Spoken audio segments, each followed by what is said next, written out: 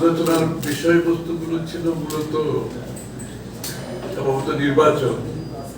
সবার মধ্যে তো ফেব্রুয়ারির প্রথমার্ধে নির্বাচন নিয়ে সবাই আগ্রহ ভরে অপেক্ষা করছে এবং নির্বাচনী প্রক্রিয়া নিয়ে দীর্ঘ আলোচনা হয়েছে এবং আমরা ইউরোপিয়ান ইউনিয়ন থেকে ওনাদের অবজারভার পাঠাবেন।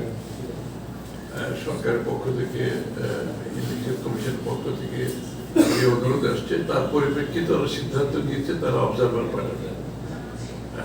বাংলাদেশের এমনিতে ইলেকট্রাল প্রসেসের মধ্যে ইউর একটা সবসময় একটা কন্ট্রিবিউশন থাকে, সেটা এবারও আছে এবং তারা আগ্রহ করে অপেক্ষা করছে ইলেকশনটা সুষ্ঠুভাবে সম্পাদন যাতে হয় এবং ইলেকট্রাল প্রসেসের মধ্যে যাতে স্বচ্ছতা থাকে, গ্রহণযোগ্যতা থাকে, তারা আশা করছে সেটা হবে।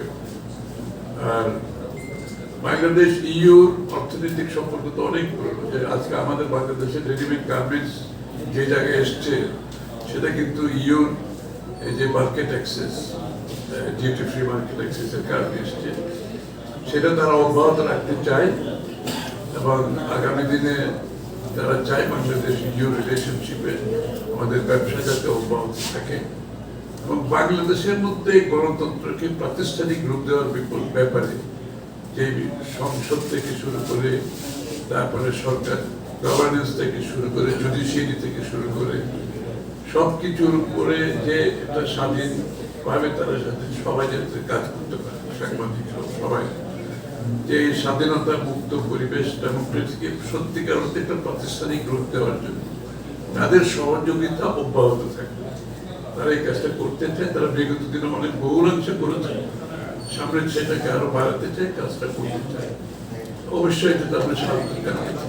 বাংলাদেশের গণতন্ত্র যদি অব্যাহত রাখতে হয় আমাকে প্রাতিষ্ঠানিক রূপ দিতে হবে এবং এই গণতন্ত্রের যে বিষয়গুলো নিয়ে গণতন্ত্র কাজ করে সেগুলোকে আমরা প্রাতিষ্ঠানিক রূপ দিতে হবে, যে প্রতিষ্ঠানগুলো সেগুলোকে প্রাতিষ্ঠানিক রূপ দিতে হবে। গণতান্ত্রিক কালচারটা, সংস্কৃতিটা আমরা ফিরিয়ে আনতে হবে।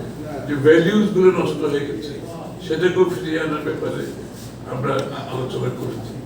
কারণ গণতন্ত্র তো সিস্টেমের সাথে কাজ করে, গণতন্ত্র মানুষের মুক্ত চিন্তার সাথে কাজ করে, গণতন্ত্র প্রতিষ্ঠানগুলো স্বাধীনভাবে পরিচালনার মাধ্যমে কাজ করে। সেই বিষয়গুলো আমরা আলোচনা আজকে